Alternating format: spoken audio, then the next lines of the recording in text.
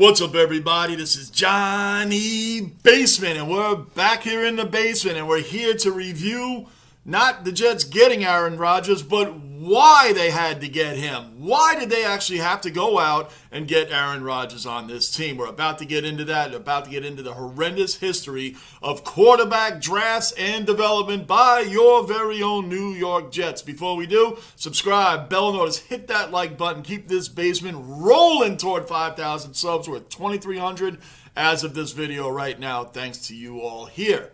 So, again, why did the New York Jets have to go out and get a quarterback like Aaron Rodgers? Why? Why does this constantly happen? We've seen this movie before.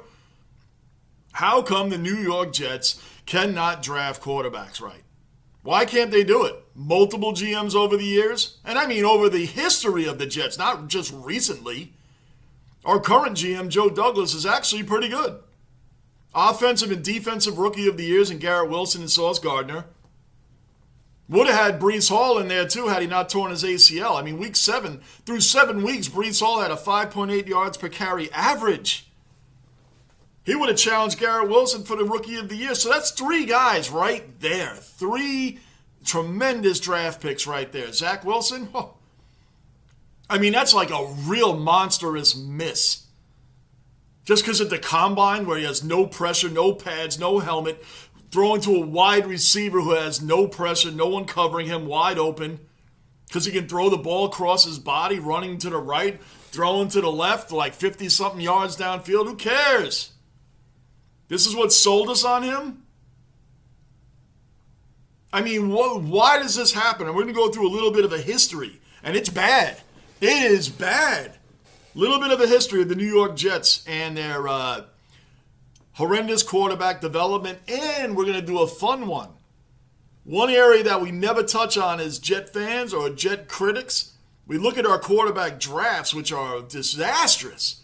What about the retreads that we trade for or pick up in free agency? They're just as bad. We don't even get that right. We don't even get that right. Oh, we're going to go over it, and it's going to be bad, and we're going to get started right away with our notable Jet quarterbacks. Notable. By the way, in the drafted Jets quarterbacks, we only have 2 guys with winning records. Only 2. Only 2. From Joe Namath forward, we have only had 2 drafted quarterbacks that finished their Jet careers with winning records. And one of them was not Joe Namath, who finished 60-61 as the New York Jets with a losing record. But he won the Super Bowl, so he gets a pass. He even gets in the Hall of Fame, Broadway Joe. More interceptions and touchdowns, and didn't even throw a touchdown pass in that Super Bowl 3. So why would he be in the Hall of Fame, Johnny, if he did that? Why? I'll tell you why. The first 2 Super Bowls were absolute disasters from the AFL. The new AFL challenging the NFL, right? The AFL, we weren't merged yet. Horrible. The league was on its last legs. The league might have folded. Here comes Joe Namath and the Jets, who was a huge quarterback coming out of Alabama that should have been playing in the NFL, not the AFL. He's the biggest superstar to even go to the AFL at that time. The fact that he guaranteed a win and they beat that Colts team in Super Bowl 3 not only was a big Super Bowl win, but it might have saved the league altogether. Might have saved the league altogether. He's Broadway Joe. He made the Super Bowl. I mean, he made the Super Bowl, won it, beat a Baltimore Colts team, which is almost as big a mismatch as the Steve Young 49ers versus the Stan Humphries San Diego Chargers. And by no means am I comparing Stan Humphries to Joe Namath. But that's where we were at with that. Good old number 12. He still hangs on the wall right there. Why? Because that is the only quarterback we've ever even seen a Super Bowl. Won one, but even seen a Super Bowl with. Other notable quarterbacks the Jets have drafted. Ken O'Brien. Ken O'Brien's an interesting one, and besides the fact that he should have been Dan Marino, he should have taken Dan Marino, I agree. That Jets team, Dan Marino would have had a running back in Freeman McNeil. He never had a running back. Who were his running backs? Like Tony Nathan? Terry Kirby? Kareem Abdul-Jabbar? Yes, there was a running back at one time named Kareem Abdul-Jabbar. No joke. Dan Marino would have won a Super Bowl with the Jets. I firmly believe that. I need to believe that because I'm a Jet fan. I have nothing else to lean on. But Ken O'Brien wasn't a bad quarterback. It's not like he was Browning Nagel. It's not like, come on, guys. He wasn't bad. It's not like he's Zach Wilson right now. Ken O'Brien was decent. He had a couple of seasons he threw over 25,000 yards. He actually was the first quarterback with a perfect passer rating in a game that threw over 400 yards in the same game. He's the first quarterback to do that. It was against the Seattle Seahawks in 1986. He's the first one to have a perfect passer rating in a game. He never won a playoff game, though. Never won a playoff game with those great Jet teams that he was on. He finished his career 50-59 and one tie, I believe, in there. But he had a great game against Dan Marino, 51-45, September 21st, 1986. Threw for 479 yards. Jet quarterbacks don't do that. He had 25 touchdowns and 8 picks also, by the way. He led the league in passer rating in 1985 with 96.2. And in that game, that Jets, we won that in overtime. Ken O'Brien, if you look it up, it was like over a 20-yard pass he hit on the last play of the game. A double-covered Wesley Walker across the middle to tend the game to overtime. Like, the dude could play football. He could play football.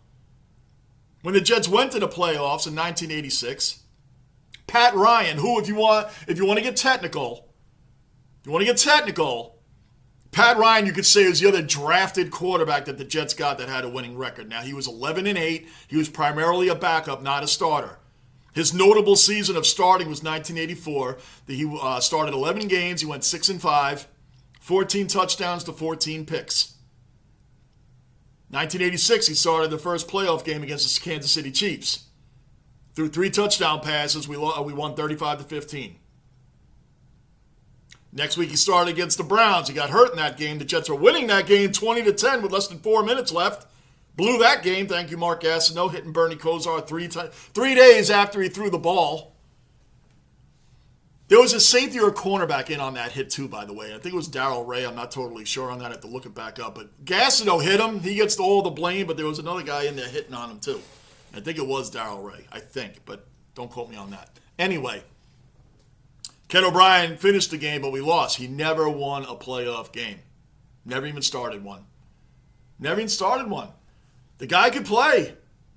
But again, losing record, 50-59. Losing record. Next notable. Chad Pennington, 2000. Winning record. Drafted him in 2000. Winning record. Mark Sanchez. Winning record. Those are the only 2. Plus Pat Ryan. That's it. The only 2 drafted quarterbacks that started for the Jets. Chad Pennington, yes. Mark Sanchez. What does everybody remember about Mark Sanchez? The butt fumble. Why do they remember that? Thanksgiving night. It was a Thanksgiving night game. All the country saw it. That year they went to the AFC Championship game, I'm pretty sure. But Mark Sanchez, butt fumble. That's what he's remembered for. He won 4 playoff games, went to 2 AFC Championship games, which is more than Tony Romo or Dak Prescott. Yeah, that's a shot at the Cowboys. Mark Sanchez saw 2 AFC Championship games. Regardless, he won 4 playoff games. Won 4, lost 2. Those are our 2 drafted quarterbacks with winning records. Yes, Pat Ryan, too. So if you really want to get technical, we could say 3. That's it. Listen to these guys the Jets have drafted over time. Now, let me know if you remember any of these guys and remember them on any other team being anything in the NFL. Browning Nagel, 1991. Browning Nagel. I think he went to the Falcons after the Jets. Boy, what a career. Everybody remember him? Sure, he's a household name. 1994, Glenn Foley. I think he started in Jets 1998, and then Vinny Testaverde took over for him. 03, Brooks Bollinger. I'm skipping over Pennington for obvious reasons, so we just spoke about him. Going over the bum draft picks. Bollinger, 03. Kellen Clemens, 06. Who? Right. 2011, Greg McElroy. You guys know him from college, right? The guy's a great announcer, great analyst. Horrible quarterback. 2012, undrafted, Matt Sims. Who? Yeah, Phil Sims' son, Matt Sims. Chris Sims' brother. undrafted in 2012. Took him. Remember that? No.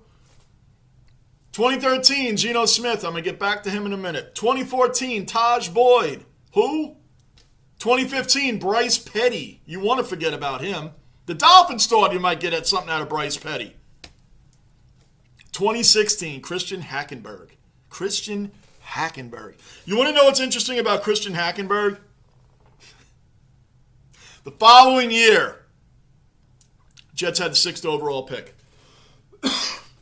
Took Jamal Adams. No problem with Jamal Adams. Listen, this isn't a shot against Jamal Adams. The reason we took Jamal Adams and not Deshaun Watson or even worse, Patrick Mahomes, yes, both were still on the board when we took Jamal Adams. Because Mike McCagnon, our GM at the time, felt that we already had our quarterback in the future in place from our 2nd-round draft pick the year before with Christian Hackenberg, who never started an NFL game for us or the Eagles or wherever the heck else he went. Never started another game. Any game in a regular season. I think he might have started in preseason in the American Football League or the U or whatever. Deshaun Watson, Patrick Mahomes, still on the board. We don't take a quarterback because we already have Christian Hackenberg. Everybody has his jersey, right? Sam Darnold, 2018. Sam's a tough one, man, because he's a good kid. He's intelligent. It's just not a quarterback one. He's great with his teammates. You never hear anything bad about Sam Darnold. I think he's going to be like a Colt McCoy, personally, 10 to 13 years in the league as a QB2. There's a solid QB2 coming in. Now, let's see what happens. As of this right now, he's on the 49ers. He may start for Kyle Shanahan. Maybe it's coaching. Maybe a coach, they can see something in Sam. He's back in California. Maybe Kyle Shanahan can get something out of this kid that we couldn't get out of him and Carolina couldn't get out of him, where when he went there, he had a decent team to work with. But Sam, overall, we have to throw in as the bust. He's probably the best of this whole group, though. You got to throw him in. And interestingly enough, Zach and his soccer mom fetish and Joe Namath and Mark Sanchez were all out there on the town partying and hanging out with women, right? Sam Darnold's the one that gets mono. Sam Darnold is the one that gets mono. Not those guys. Sam Darnold. Let that sink in. And, of course, we already went over Zach Wilson. Where? I'll go back to that for a heartbeat. Aaron Rodgers is brought in because Zach is so incompetent. The guy can't hit the broadside of a barn. He underthrows screen passes 5 yards in front of him. 5-yard pass. Just throwing a screen pass. He can't hit the guy.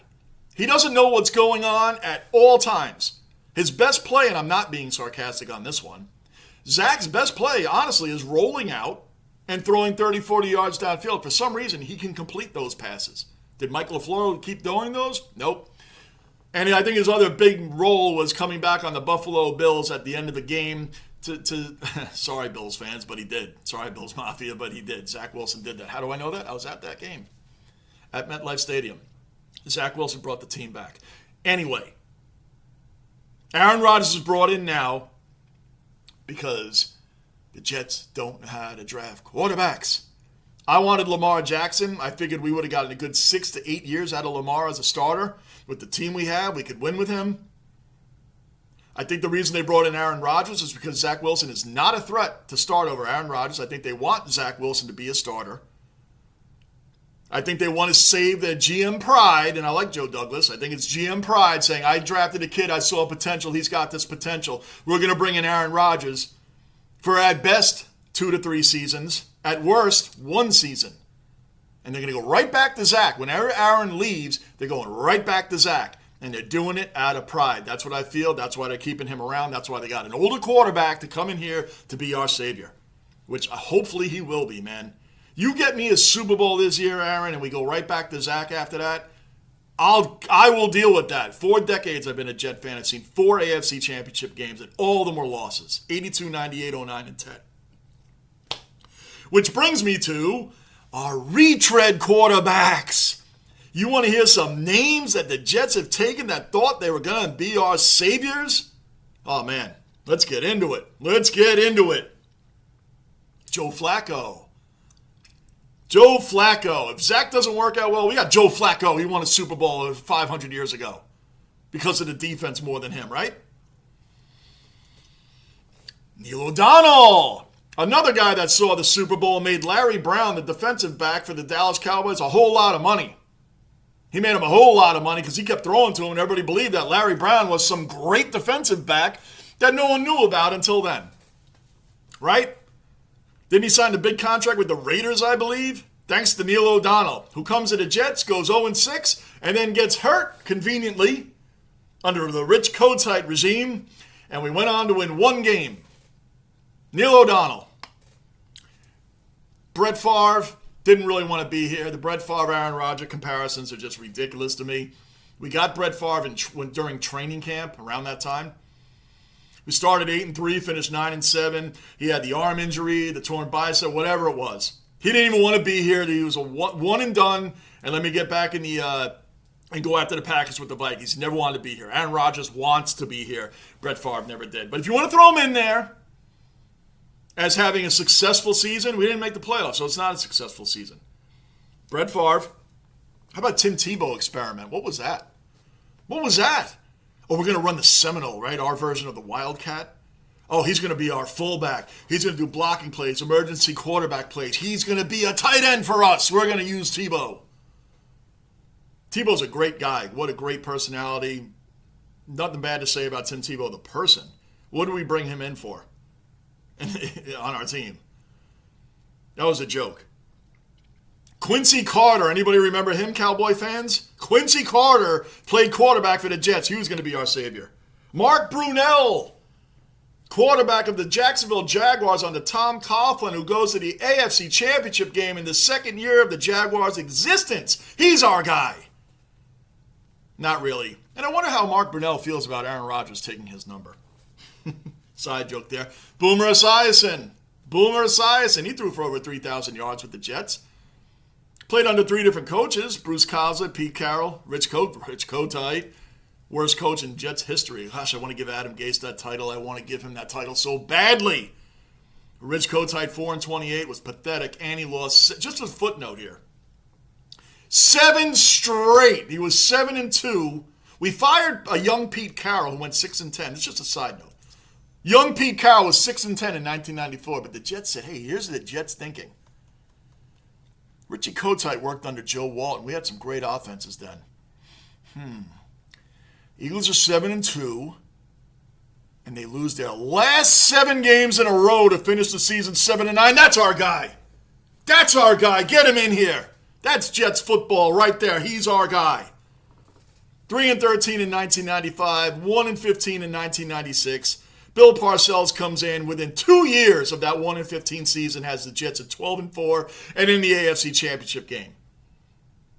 Adam Gase went 9-23, but Adam Gase had a worse roster. I don't even want to sound like I'm defending the quarterback whisperer.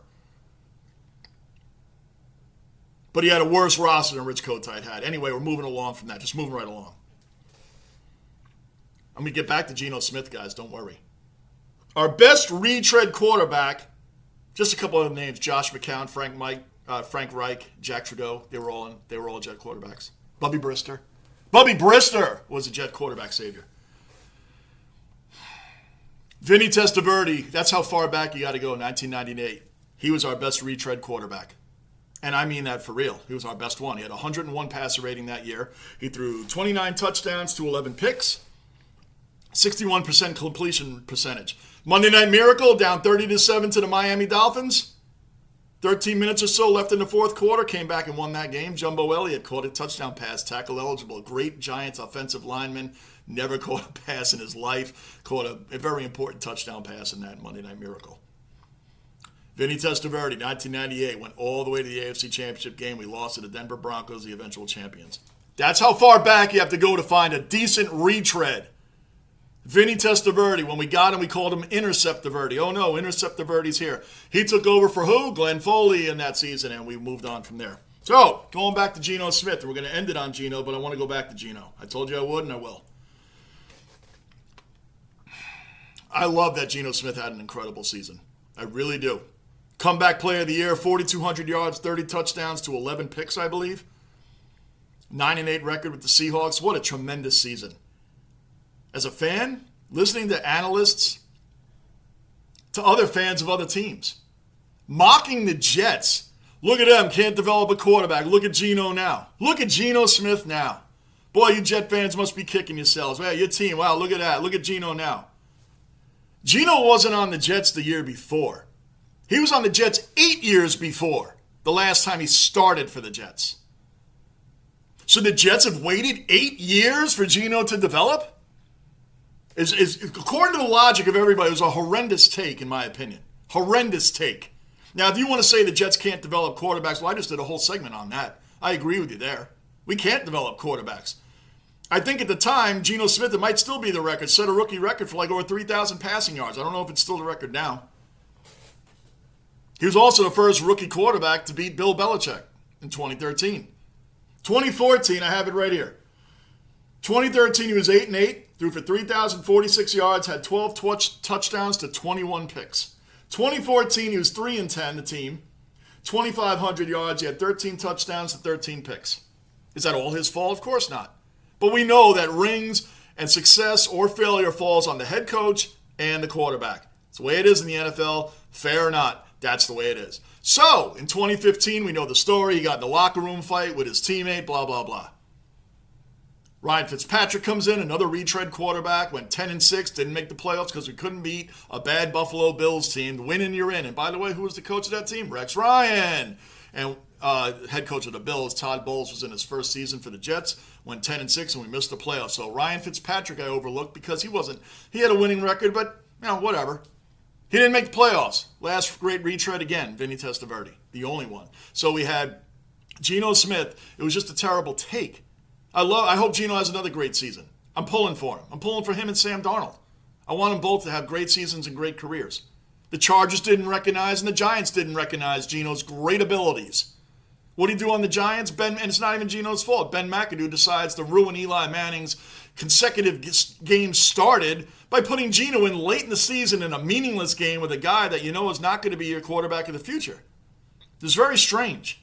So Eli...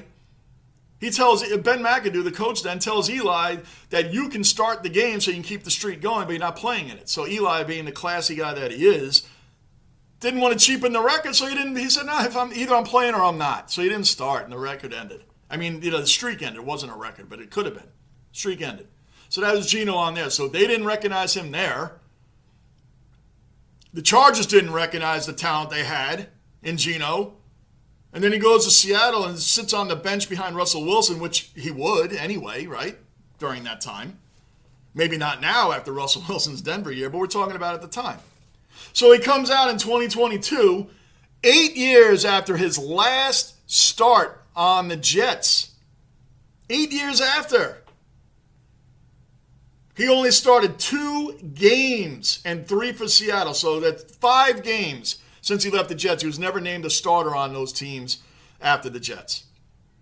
So 8 years later, so maybe the Jets, when Aaron Rodgers decides to call it a season, call it a career, when Zach starts again, they better wait 8 years before they give up on that kid. According to the logic of the analysts and fans of other teams, we should wait 8 years before we get rid of Zach. No matter how bad or whatever happens, we should wait 8 years before we get rid of him, just to make sure. That's just my own personal take on it. I think that was a horrendous take, and it's just like, look, the Jets are horrendous at drafting quarterbacks and developing. That's no secret. But don't pull a guy out 8 years later. Were the Patriots way back in the 80s mocked because Jim Plunkett won 2 Super Bowls with the Raiders, even though they picked him number 1 overall and didn't see that potential in him? Anybody know who Jim Plunkett is? I think he's the only quarterback with 2 Super Bowl victories as a starting quarterback that's not in the Hall of Fame. Anyway, that's a different story for a different day. Guys, that's my belief on what's going on here with Aaron Rodgers. The Jets, to sum it up, in their history from Joe Namath on, 2 drafted quarterbacks with winning records. 2. Honorary mention Pat Ryan. Pennington, Sanchez, honorary mention Pat Ryan, who was 11-8 as a starter. If I didn't mention it, Pennington was 34-32, and Sanchez was 37-31. Those playoffs aren't included. And Pat Ryan was 11-8, who was not mainly a starter, but we went over that already. Anyway, guys, and Vinny Testaverde, out of all those guys, was the only great retread. And just for laughs, head coaching-wise, we only had one winning record head coach. Weeb Ewbank, of course, had a losing record, but he gets a pass because he was a Super Bowl III head coach. He got us a Super Bowl championship, so his record of 73 and 77 gets a pass. 71 and 77, he gets a pass. Because he won the Super Bowl. Bill Parcells, 29 and 19, head coach of the New York Jets from 97 to 99. That was our only, to this day, winning record of the head coach of the New York Jets. Guys, thank you so much for showing up. Thank you for hanging in here with me on this horrendous history of the New York Jets quarterback development and trades and free agents. We even get those wrong too.